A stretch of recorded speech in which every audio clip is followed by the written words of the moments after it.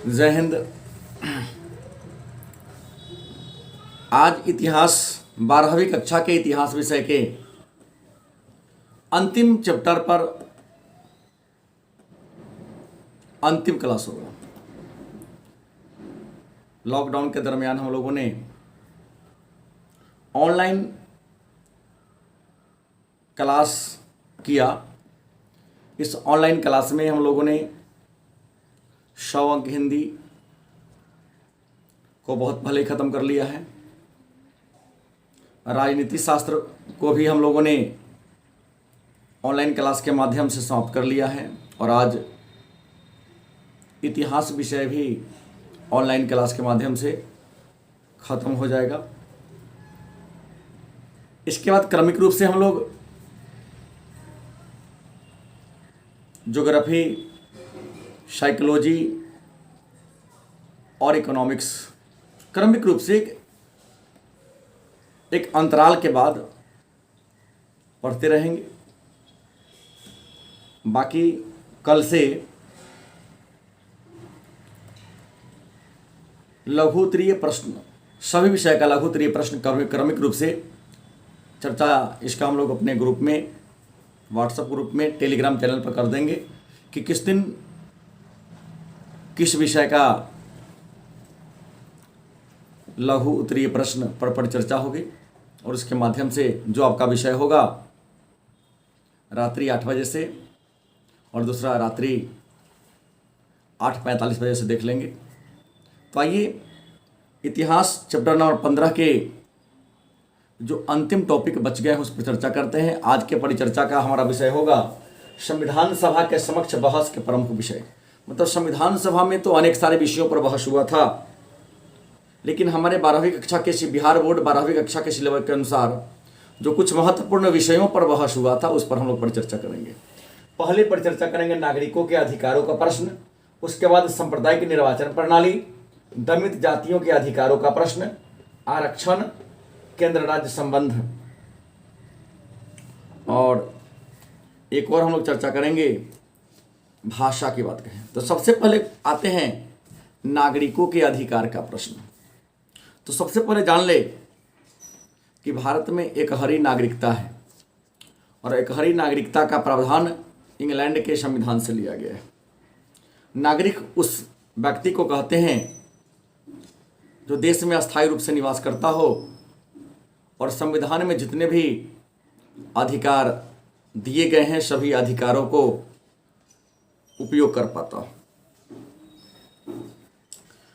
America के संविधान के 10वें संविधान संशोधन के द्वारा मौलिक अधिकार को संविधान में जोड़ा गया। सोवियत रूस के संविधान से 42वां संविधान संशोधन के द्वारा मौलिक कर्तव्य को जोड़ा गया।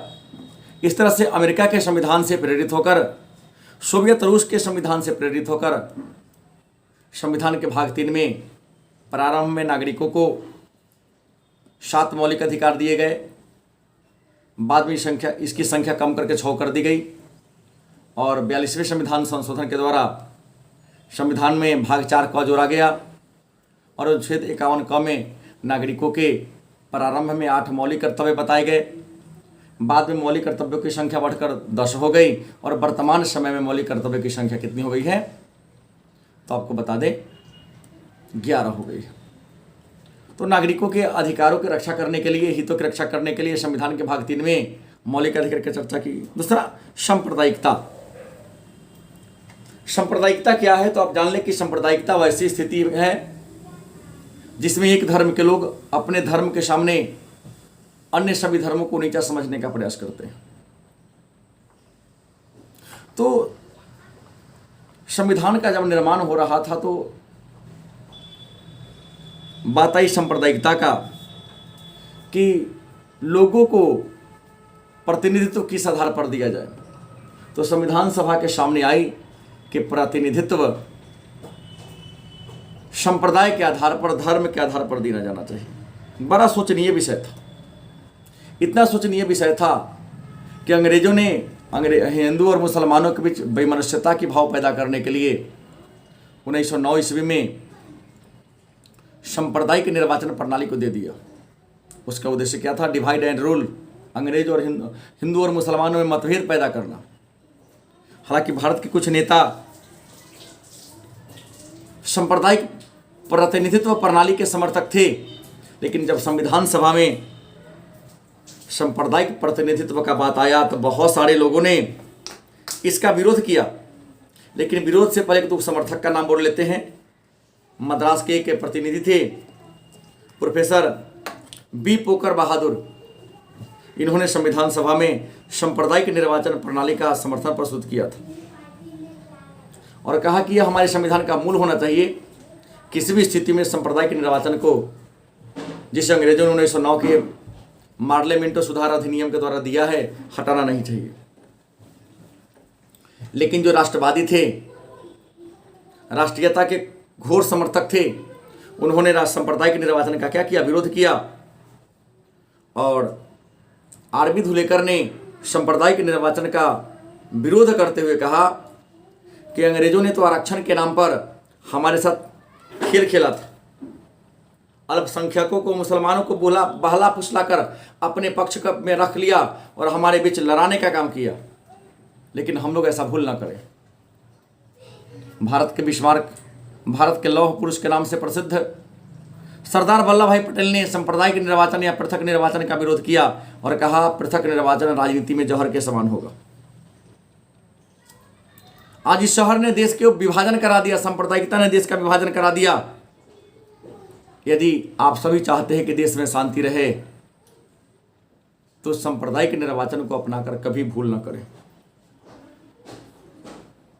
अगर आपको मन है कि नहीं, इन्होंने तर्क दिया कि यदि मन है आप सबको कि भारत में सांप्रदायिक निर्वाचन होनी चाहिए, तो इन्होंने कहा कि विश्व का एक ऐसा लोकतंत्र बता दीजिए जहां धर्म के आधार पर निर्वाचन प्रणाली का गठन किया गया हो।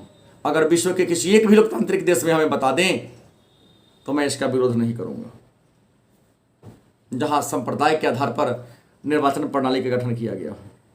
यदि आप लोग इसको अपना लेंगे तो आपसे अभागा दुनिया का कोई देश नहीं हो सकता है। गोविंद बल्लभ पंत, इन्होंने जो उत्तर प्रदेश के थे, इन्होंने भी सांप्रदायिक निर्वाचन का विरोध किया और कहा कि यदि आप सांप्रदायिक निर्वाचन प्रणाली को अपना लेते हैं तो आप अल्पसंख्यकों को अपने से क्या कर देंगे, काट देंगे। वो अलग थलग पड़ जाएगा और जो अलग थलग पड़ जाएगा वो हमारे लिए क्या होगा, आत्मघाती सिद्ध होगा। संविधान सभा में एक मुसलमान थे, ऐसा नहीं कि हिंदुओं ने केवल विरोध किया, मुसलमान जो बेगम एजाज रसूल, इन्होंने भी कहा कि सांप्रदायिक निर्वाचन देश के लिए घातक सिद्ध होगा, अतः किसी भी स्थिति में सांप्रदायिक निर्वाचन प्रणाली को स्वीकार नहीं किया जाना चाहिए। बहुत ज़्यादा हो गया। पहले तो प्रारंभ में कुछ लोगों ने डिमांड किया था कि धर्म के आधार पर निर्वाचन प्रणाली की व्यवस्था की जाए, लेकिन घोर विरोध के कारण समाप्त कर दिया गया। तीसरा मुद्दा आया दमित जातियों के अधिकार। दमित जातियों के अधिकार का प्रश्न क्या होगा?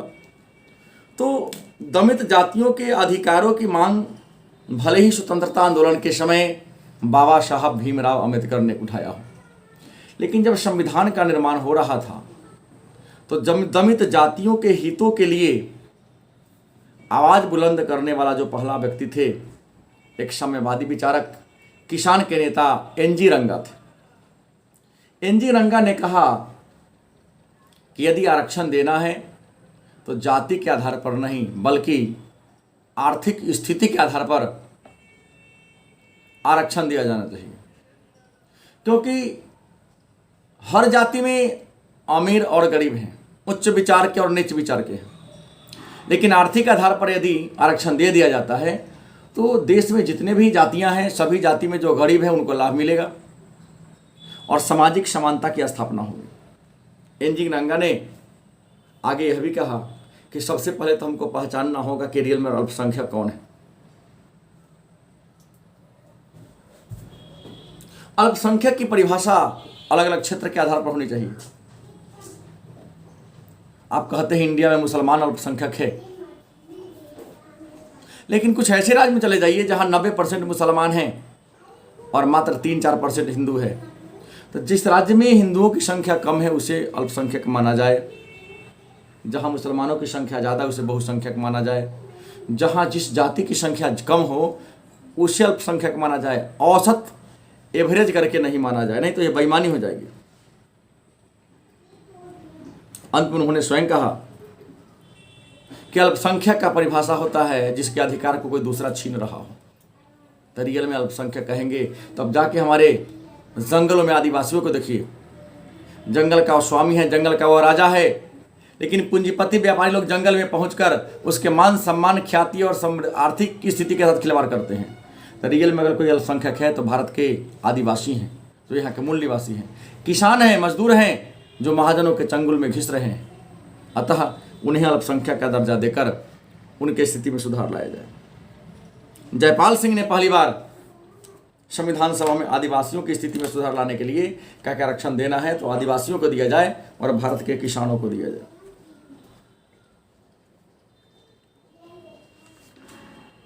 इसके बाद बाबा साहब भीमराव अंबेडकर ने भी इस मांग को बुलंद किया। हालांकि आंदोलन के दौरान भी बाबा साहब ने इस मांग को उठाया था और 1932 में जब अंग्रेजों ने सांप्रदायिक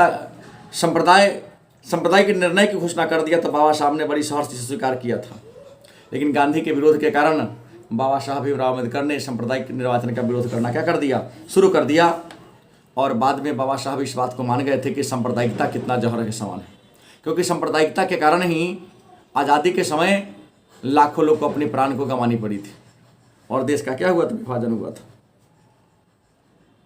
श्रीमती बेला धुयायन जो कि महिला सदस्य थी, इन्होंने कहा कि आरक्षण का उद्देश्य क्या होना चाहिए, तो समाज में जो विषमता है उसको दूर करने का होना चाहिए।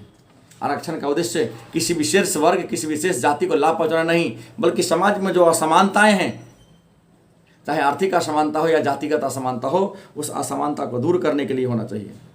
श्रीमती हंसा मेहता ने भी आरक्षण की बात कहा तो कहा कि आरक्षण अगर देना है तो महिलाओं को दे दिया जाना चाहिए, क्योंकि रियल में भारत में महिला बहुसंख्यक होते हुए वास्तव में अल्पसंख्यक है, क्योंकि अपने अधिकार को पूरा प्रयोग नहीं कर पाती। उसके बाद केंद्र राज्य संबंध की बात करते हैं तो भारत के संविधान के अनुच्छेद 1 भाग 1 और अनुसूची 1 में क्या लिखा गया, India that is Bharat is called union of state. Bharat जो कि राज्यों का संघ है, और वर्तमान समय की बात करें तो भारत में 28 राज्य और 8 संघ शासित प्रदेश हैं। 28 राज्य और 8 संघ शासित प्रदेशों को मिलाकर इंडिया का निर्माण किया गया है। तो भारत के राज्य और केंद्र सरकार के बीच संबंध को स्थापित करने के लिए भारत के संविधान के 7वें अनुसूची में विषय को 3 वर्गों में बांटा गया है। केंद्रीय सूची जिसको संघ सूची भी कहते हैं, राज्य सूची जिसे प्रांतीय सूची भी कहते हैं, और समवर्ती सूची। तो केंद्र राज्य संबंध को स्थापित करने के लिए विषयों को 3 वर्गों में बांटा गया है, केंद्रीय सूची, राज्य सूची और समवर्ती सूची। केंद्रीय सूची जिसे संघ सूची भी कहते हैं, संघ सूची वह सूची है जिसमें राष्ट्रीय महत्व के विषयों को रखा गया है। संघ सूची में वर्णित विषय पर कानून बनाने का अधिकार केवल और केवल केंद्र सरकार को है। इसमें 97 विषय जैसे प्रतिरक्षा, विदेश नीति, डाक, तार, टेलीफोन, रेल, मुद्रा, बीमा, विदेशी व्यापार। राज्य सूची जिसे प्रांतीय सूची भी कहते हैं, इसमें 66 विषय हैं और राज्य सूची में वर्णित विषय पर कानून बनाने का अधिकार केवल और केवल राज्य सरकार को है। और राज्य सूची में जो वर्णित विषय हैं पुलिस, कृषि, जेल, चिकित्सा, स्वास्थ्य, सिंचाई और मालगुजारी सहित 66 विषय हैं। समवर्ती सूची की बात करते हैं तो समवर्ती सूची वह सूची है जिसमें वर्णित विषय पर केंद्र सरकार को भी कानून बनाने का अधिकार है और राज्य सरकार को भी कानून बनाने का अधिकार है।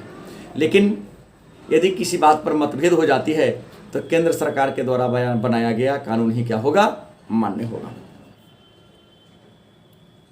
इसमें 47 विषय हैं जैसे बिजली, विवाह कानून, मूल्य नियंत्रण, समाचार पत्र, छापाखाना, दीवानी कानून, शिक्षा, वन, जनसंख्या नियंत्रण और परिवार नियोजन। ये समवर्ती सूची के विषय हैं। जब शक्ति का विभाजन हो रहा था तो कुछ लोग राज्य को अधिक अधिकार दिए जाने के समर्थक थे, जैसे के संथानम संविधान सभा में कहा कि राज्य को अधिक अधिकार दिया जाए।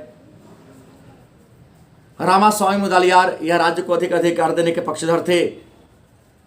तो ही बाबा साहब भीमराव अम्बेडकर, गोपाल स्वामी अय्यर, बालकृष्ण शर्मा जैसे राजनीतिज्ञ केंद्र सरकार को अधिक शक्तिशाली बनाने के पक्षधर पर बात किया था। भाषा की बात करते हैं तो जब संविधान का निर्माण हो रहा था तो भाषा के प्रश्न पर ही बहुत विवाद उठ गया। संविधान सभा में जितने लोग बैठे थे, कोई अंग्रेजी को राष्ट्रीय भाषा की मांग कर रहे थे, तो कोई उर्दू की कर रहे थे, कोई तमिल की, तेलुगु, अलग अलग भाषाओं को राष्ट्रभाषा के रूप में दर्जा दिलाने की मांग कर रहे थे।